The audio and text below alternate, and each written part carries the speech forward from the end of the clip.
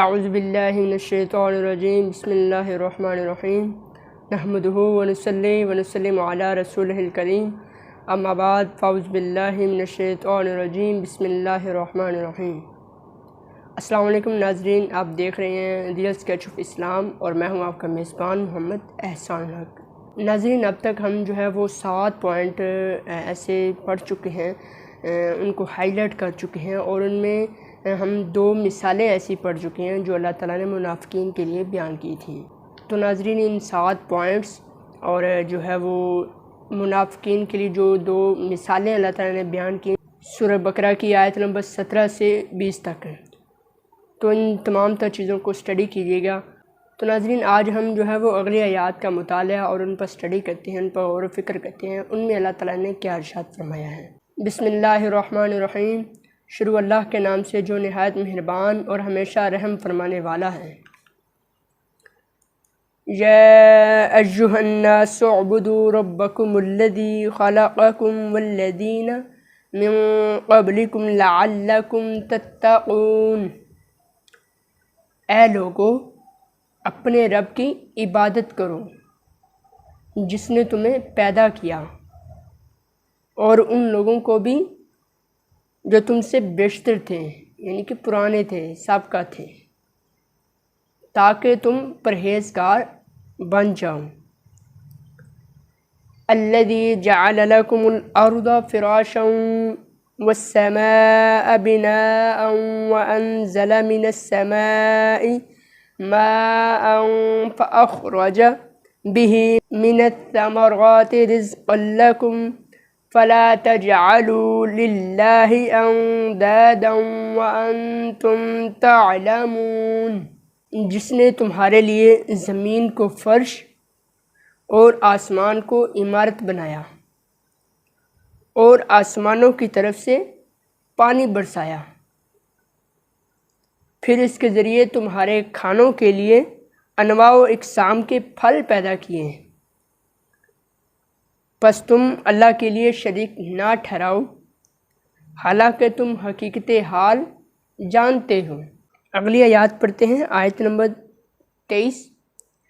وَإِن كُنتُمْ فِي رَيْبٍ مِّمَّا نَزَّلْنَا عَلَىٰ عَبْدِنَا فَأْتُوا بِسُورَةٍ مِّن مِّثْلِهِ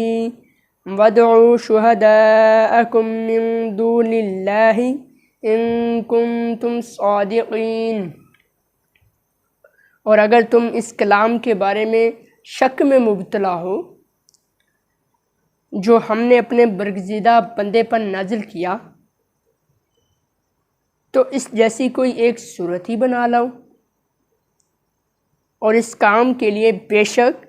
اللہ کے سوا اپنے سب حمایتیوں کو بھی بلا لو، اگر تم اپنے شک اور انکار میں سچے ہوں۔ ناظرین، یہاں پر اللہ تعالیٰ اہل کفار کو جو ہے وہ مخاطب کر رہے ہیں کہ جو اللہ تعالیٰ کی وحدانیت کو نہیں مانتی، آپ صلی اللہ علیہ وسلم کو پیغمبر نہیں مانتے،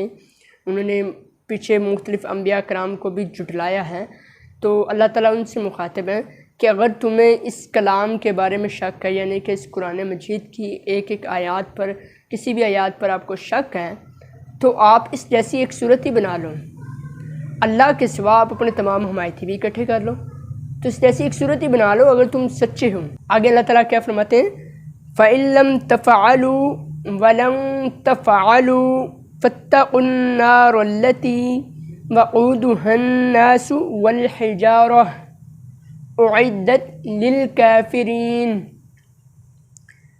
پھر اگر تم ایسا نہ کر سکو اور ہرگز نہ کر سکو گے تو اس آگ سے بچو جس کا ایندھن آدمی یعنی کافر اور پتھر یعنی ان کے بت ہیں جو کافروں کے لیے تیار کی گئی ہیں۔ تو ناظرین، آج کی اس ویڈیو میں، آج کے اس لیکچر میں ہم نے 6 سے 7 ایسے پوائنٹ ریز کیے ہیں جو بہت ضروری ہیں، جن پر غور و فکر کرنا بہت ضروری ہے۔ پہلا پوائنٹ ہمارے پاس آتا ہے کہ اے لوگو، اپنے رب کی عبادت کرو، یعنی کہ اللہ رب العزت ہمیں عبادت کی طرف بلا رہے ہیں، ہمیں نماز کی طرف بلا رہے ہیں۔ دیکھیں نا، ہم جو ہے وہ سانس تک اس سے نہیں مانگتے ہیں، ٹھیک ہے، وہ خود دیے جا رہا ہے، وہ نوازے جا رہا ہے، ہمیں ہر طرح کی نعمتوں سے نواز رہا ہے، ہم پھر بھی اس کی ناشکری کریں، اور کیوں کریں؟ ہمیں ہر لمحہ، ہر سجدے میں اللہ تعالیٰ کا شکر ادا کرنا ہے، اور اللہ تعالیٰ کی عبادت اور اللہ تعالیٰ کی پیروی بجا لانا ہے۔ دوسرا پوائنٹ یہ ہے کہ دیکھیں نا، جس ذات نے ہمارے لیے اس زمین کو فرش بنایا ہمارے ٹھہرنے کے لیے، اور آسمان بنایا بغیر ستونوں کے، اب ہم غور کریں نا کہ آسمان کیسے جو ہے وہ کھڑا ہے بغیر ستونوں کے۔ اگر میں آپ کو ایک مثال سے واضح کر سکوں تو یہ میرے پاس ایک کاغذ ہے، اگر میں اس کو ایسے چھوڑ دوں تو یہ نیچے گر جائے گا، ٹھیک؟ تو ذرا غور کریں کہ اس رب العالمین کی کریشن کو دیکھیں کہ بغیر ستونوں کے اتنا بڑا آسمان ہمارے لیے جو ہے وہ بنایا، عمارت بنایا، اور آسمان سے ہمارے لیے وہ پانی برساتا ہے، ہم اس پانی سے جو ہے اپنے مختلف انواع و اقسام کے جو ہے وہ پھل سبزیاں وغیرہ کاشت کرتے ہیں، ہم دیکھتے ہیں، اور ہمیں یہ چیز غور و فکر کرنے کی ضرورت ہے کہ تو پھر ہمیں دیکھنے کی یہ ضرورت ہے کہ اسی زمین سے کیسے مختلف